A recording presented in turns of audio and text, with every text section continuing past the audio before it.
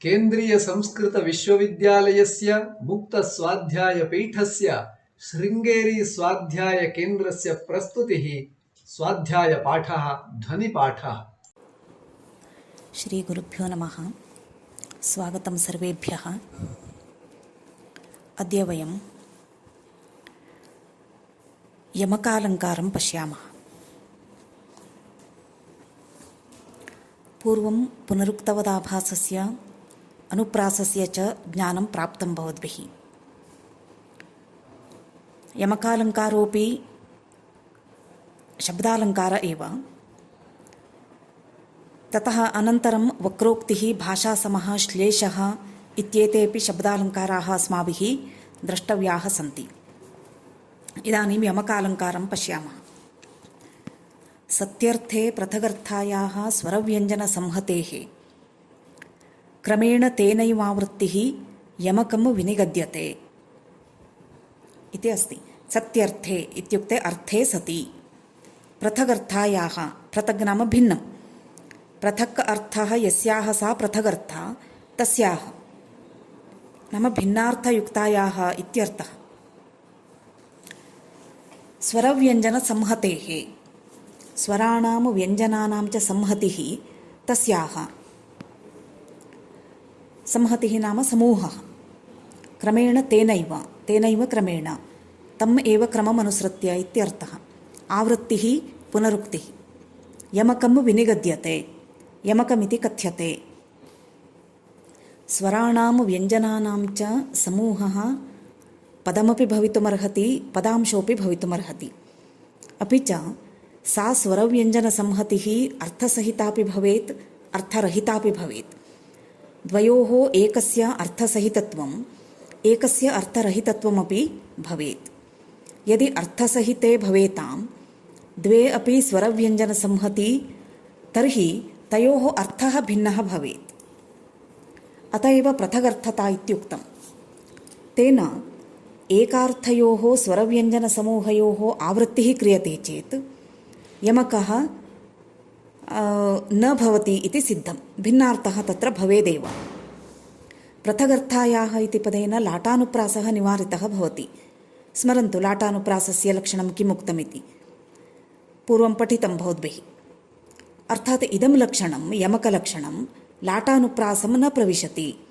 यतः लाटानुप्रासे शब्दार्थयोः द्वयोरपि पुनरुक्तिर्भवति, तात्पर्यमात्रं भेदमाश्रित्य। आवृत्तयोः पदयोः क्रमः एक एव स्यात्। अर्थात् एकः शब्दः दमो इति वर्तते, अन्यः मोद इत्युच्यते चेत् यमकं न भवति। दमो दमो इत्येव आवृत्तिर्भवेत्, अथवा मोद मोद इति भवेत्। अस्मिन् यमकालङ्कारे बहवः प्रकाराः भवन्ति। पादयमकं नाम पादावृत्तिः, पादार्धयमकं, पादार्धावृत्तिः, श्लोकावृत्तिना यमकम् इत्यादयः। उदाहरणं पश्यन्तु। नवपलाशपलाशवनं पुरः स्फुटपरागपरागतपङ्कजं मृदुलतान्तलतान्तमलोकयत् स सुरभिं सुरभिं सुमनोभरैः इति अस्ति। यस्मिन् पलाशे नाम किंशुकवने नवपलाशः नाम पत्राणि सन्ति, तत्र विकसितकमलानि परागैः नाम पुष्परजोभिः परागतानि वर्तन्ते, युक्तानि वर्तन्ते। लतान्तं, लतायाः प्रान्तभागः, तान्तं मृदुलं विस्तृतं च वर्तते। पुष्पाधिक्यात् सुगन्धितोऽयं सुरभिः वसन्तऋतुः। तादृशे वसन्तऋतौ कृष्णः रैवतकपर्वतं दृष्टवान्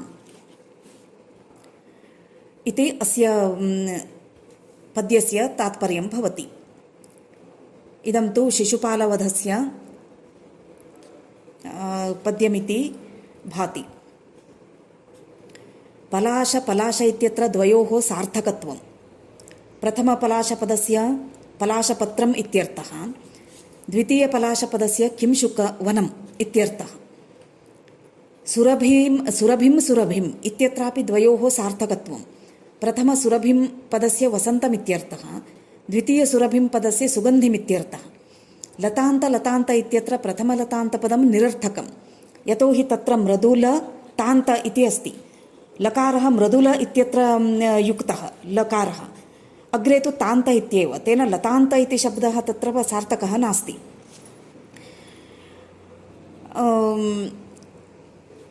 तेन निरर्थकत्वं।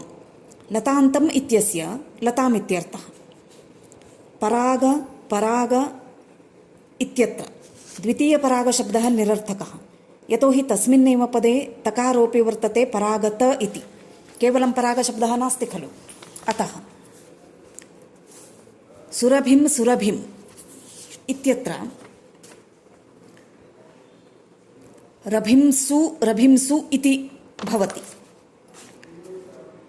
द्वयोरपि निरर्थकत्वं वर्तते। एवमेव अन्येपि यमकप्रकाराः उदाहार्याः भवन्ति। यमकश्लेषचित्रालङ्कारेषु ड लकारयोः व बकारयोः ल रकारयोः अभिन्नत्वम् आलङ्कारिकैः अङ्गीक्रियते। अत एव भुजलतां जडताम् अबलाजनः इत्यत्रापि यमकम् अस्ति इति अङ्गीकुर्वन्ति। यतोहि भुजलतां जलतां जडताम् एकत्र लकारः एकत्र डकारः, ड लयोः अभेदः इति अस्ति खलु, अतः तत्र भेदः न अङ्गीक्रियते। एवं यमकादौ भवेदैक्यं डलोर्भवोः लरोस्तथा इति अस्ति। ड ल ब व ल र एवं यमकालङ्कारः भवद्भिः द्रष्टव्यः। अग्रे वक्रोक्ति अलङ्कारः। अन्यस्य अन्यार्थकं वाक्यम् अन्यथा योजयेद्यदि अन्यश्लेषेण काक्वा वा सा वक्रोक्तिस्ततो द्विधा इति अस्ति। अन्यस्य वक्तुः अन्यार्थकं वाक्यम् अर्थान्तरविवक्षया उक्तं वाक्यम्। अन्यः नाम श्रोता श्लेषेण तद्वाक्यश्लेषेण, नाम श्लेषः नाम अर्थद्वययुक्तः शब्दः। काक्वा स्ववाक्य काक्वा, काकु इत्युक्ते भिन्नकण्ठध्वनिः। एवं श्लेषेण वा काक्वा वा अन्यथा अन्याभिप्रायकतया अन्यार्थकतया यदि योजयेत्, योजनविशिष्टं प्रत्याययेत्, सा वक्रोक्तिः इति उच्यते।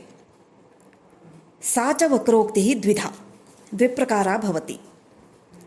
वक्त्रा यस्मिन्नर्थे उक्तम् इति विज्ञाय अविज्ञाय वा। श्रोत्रा वक्तुः वचनस्य श्लेषकारणाद्वा स्वरभेदकारणाद्वा काक्वा वा अन्याभिप्रायकतया अर्थात् अन्यार्थवाचकतया यदि योजयेत् तदा सा वक्रोक्तिः इति भवति। श्लेषवक्रोक्तिः काकुवक्रोक्तिः इति भेदद्वयं तत्र वर्तते। तत्र श्लेषवक्रोक्तिः इत्यस्य एतदुदाहरणं भवति। के यूयं स्थल एव सम्प्रति वयं प्रश्नो विशेषाश्रयः किं ब्रूते विहगः स वा फणिपतिर्यत्रास्ति सुप्तो हरिः वामायूयमहो विडम्बरसिकः कीदृक्स्मरो वर्तते येनास्मासु विवेकशून्यमनसः पुंस्वेव योषिद्भ्रमः। इदानीम् एकैकशः पश्यामः। कांश्चन पुरुषान् उद्दिश्य प्रश्नं करोति, के यूयम् इत्यस्य कोऽर्थः सरलः वर्तते, भवन्तः के इति। परन्तु तत्र के इति शब्दः अस्ति खलु, सः शब्दः कम् इति शब्दस्य सप्तमी विभक्ति एकवचनरूपम्। कम् नाम जलम्। तेन के इत्यस्य कोऽर्थः भवति, जले इत्यर्थः भवति। तदा के यूयं भवन्तः के इत्यर्थे प्रश्नः पृष्टः इति ज्ञात्वा वा अज्ञात्वा वा सः श्रोता उत्तरं कीदृशं ददाति, स्थल एव सम्प्रति। तर्हि प्रश्नस्य कः अर्थः तेन ज्ञातः इत्युक्ते भावितः, के यूयम् इत्युक्ते भवन्तः के इत्यर्थः यद्यपि वक्तुः अभीप्सितः तथापि सः श्रोता कम् अर्थं गृह्णाति भवन्तः जले वर्तन्ते के यूयम् इत्यर्थं गृहीत्वा सः तथा उक्तवान् इति गृहीत्वा एषः उत्तरं वदति स्थल एव सम्प्रति वयं जले न स्मः स्थल एव स्मः सम्प्रति इति वदति। तदा सः पुनः प्रथमः किं करोति प्रश्नः विशेषाश्रयः अहं के यूयम् इत्येनं प्रश्नं भवन्तः जले वर्तन्ते इत्यर्थे अहं न पृष्टवान् तर्हि कः अर्थः प्रश्नः विशेषाश्रयः विशेषः नाम भवन्तः के इत्यर्थे विशेषः नाम भवन्तः इत्यर्थः अत्र विशिष्टतया भवन्तमुद्दिश्य एव पृष्टमस्ति इति प्रथमार्थः मम प्रश्नः विशेषपरकः अर्थात् भवतः नाम ग्राम इत्यादीनि ज्ञातुम् इच्छामि। द्वितीयार्थः विशेषः विशेषाश्रयः तदा विशेषाश्रय इत्यस्यापि अन्यमर्थं गृह्णाति श्रोता कमर्थं गृह्णाति विशेषः नाम विहि नाम पक्षी शेषः नाम अनन्तनागः तदाश्रयः विशेषाश्रयः।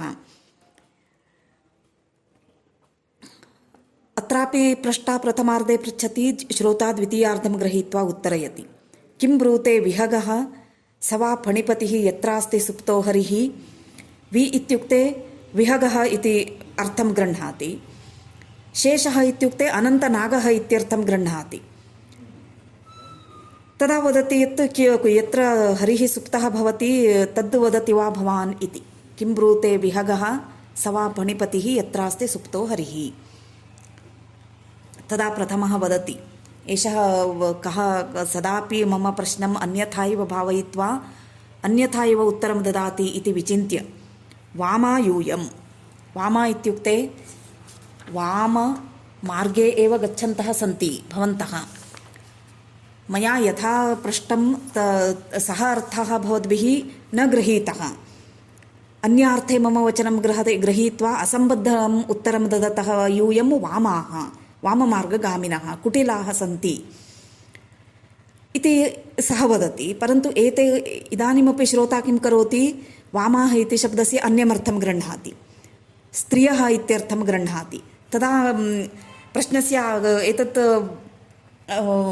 अर्थः कः भवति वामायूयम् इत्यस्य भवन्तः स्त्रियः इति भवति। तदा द्वितीयः एव नाम श्रोता एव एवमपि वदति यत् अहो विडम्बरसिकः कीदृक् स्मरो वर्तते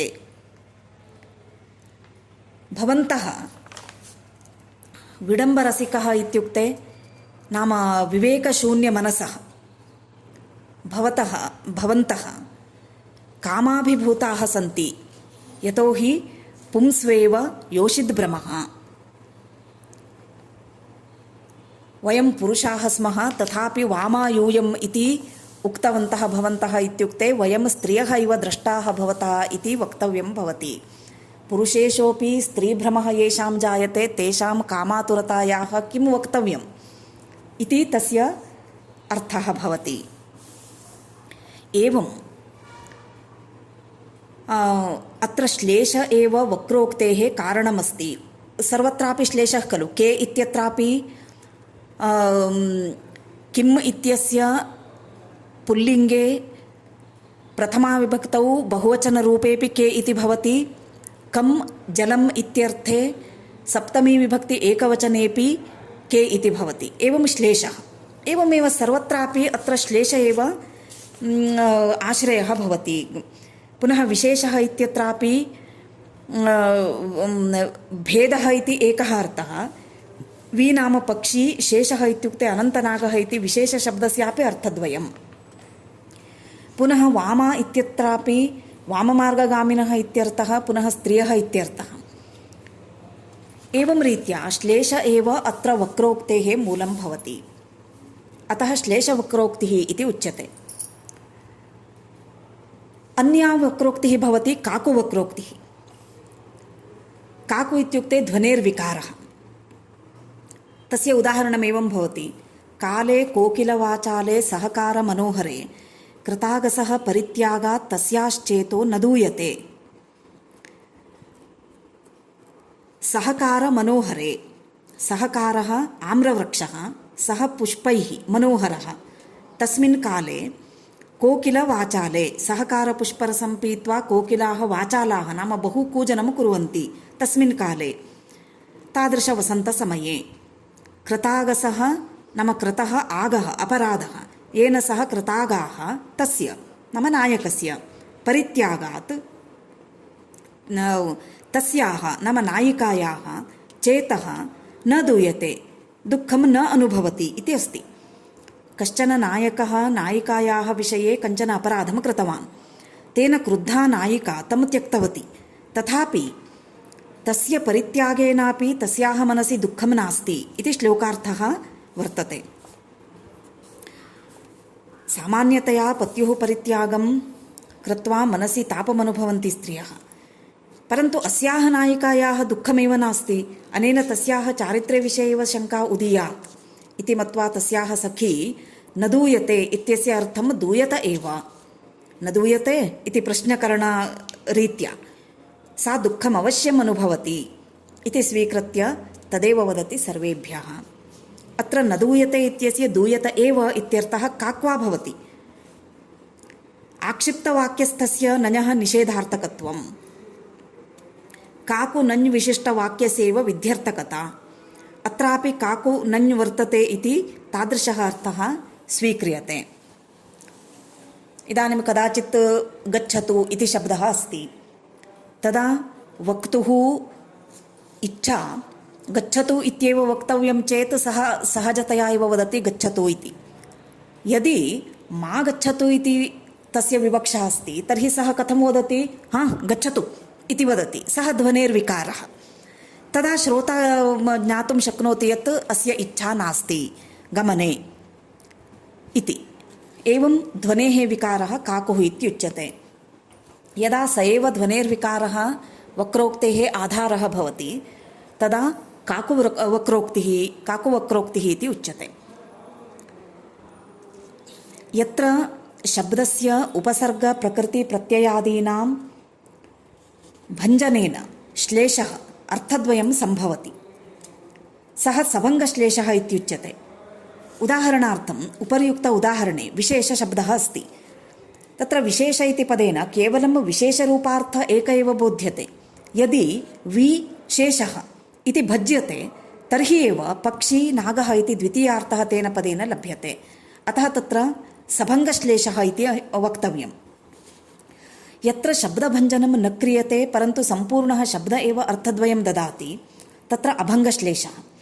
उदाहरणार्थं वामाः इति शब्दः, अत्र भङ्गः नास्ति। अयं शब्दः कुपथगामिनः स्त्रियः इति अर्थद्वयमपि ददाति, अतः अभङ्गश्लेषः इति उच्यते।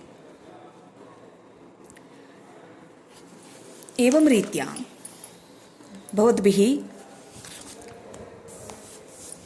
यमकालङ्कारः वक्रोक्त्यलङ्कारश्च ज्ञातः। इदानीम् अग्रे भाषासमः इति अन्यः कश्चन अलङ्कारः वर्तते।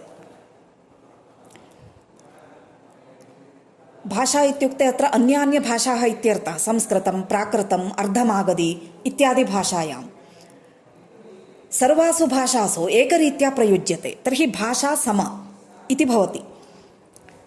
शब्दैः एकविधैरेव भाषासु विविधास्वपि वाक्यं यत्र भवेत् सोऽयं भाषासम इति इष्यते इत्युक्तम्।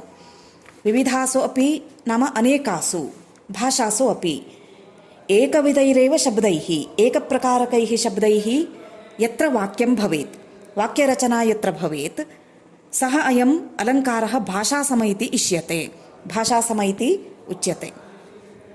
भाषाः भिन्नाः, अपि तु तासु सर्वासु भाषासु एकप्रकारकः शब्दप्रयोगः भवति, तेन एकप्रकारकं वाक्यं भवति चेत् अयमलङ्कारः भवति। तस्य उदाहरणमेवमस्ति, मञ्जुलमणिमञ्जीरे कलगम्भीरे विहारसरसीतीरे विरसासि केलिकीरे किमालिधीरे च गन्धसारसमीरे इति अस्ति। हे सखी, मधुरगम्भीरध्वनियुक्तेन मञ्जुलमणिमञ्जीरेण किं सिद्ध्यति? विहारसरसीतीरे को रोषस्तव रोषः तव? क्रीडाशुके कः क्षोभः? चन्दनसुरभितमलयसमीरं कथं न जानासि? हे सखी, तान् सर्वान् त्यक्त्वा त्वं प्रियतमं स्वीकुरु। एष श्लोकः संस्कृते प्राकृते शौरसेन्यां प्राच्याम् अवन्त्यां च अर्थात् एतासु सर्वासु भाषासु एकविध एव भवति। कस्यापि शब्दस्य परिवर्तनं नास्ति। अतः अत्र भाषासम अलङ्कारः वर्तते। सर्वभाषासु एकविधैः पदैः वाक्यघटितत्वे एव अयमलङ्कारः भवति। तादृश एकपदेन तु वाक्यघटने तादृशस्थले न अयमलङ्कारः सम्भवति। अत एव सरसं कैणकौवम् इत्यत्र भाषासमालङ्कारः नास्ति। इदं तु प्राकृतवाक्यं भवति। संस्कृते एतत्तु सरसं कवेः काव्यम् इति भवति। वाक्यं तु भिद्यते खलु। तत्र कव्यम् इति अस्ति, अत्र काव्यम् इति अस्ति। परन्तु पूर्वं यदुक्तं पद्यं मञ्जुलमणिमञ्जीरे इत्यादि पद्यं यदुक्तं तत्र तु प्राकृते संस्कृते शौरसेन्यां प्राच्याम् अवन्त्याम् एकः वर्णः अपि परिवर्तितः न भवति। अत एव भाषासमालङ्कारः अत्र वर्तते इति उच्यते। सरसं कैणकौवम् इत्यत्र केवलं सरसम् इत्येकमेव पदं समानं वर्तते संस्कृते प्राकृते च। किन्तु कैण इति प्राकृते वर्तते, कवेः इति संस्कृते इत्येवं रीत्या परिवर्तनं तु वर्तते एव। अतः भाषासमालङ्कारः अत्र नास्ति। एवं यदि कानिचन पदानि समानानि भवन्ति चेदपि कानिचन पदानि भिन्नानि भवन्ति चेत् तत्र चमत्कारः न जायते। अत एव सम्पूर्णं काव्यं नाम सम्पूर्णं पद्यं यदि अनेकासु भाषासु समानतया प्रयुज्यते तदा एव कश्चन चमत्कारः जायते इति हेतोः तत्र अयमलङ्कारः अङ्गीक्रियते। अग्रिमपाठे वयं श्लेषालङ्कारं पश्यामः। तत्र तु श्लेषालङ्कारः दीर्घः भवति। अनेके भेदाः अपि सम्भवन्ति तस्मिन् अलङ्कारे। तान् विषयान् वयम् अग्रिमपाठे पश्यामः।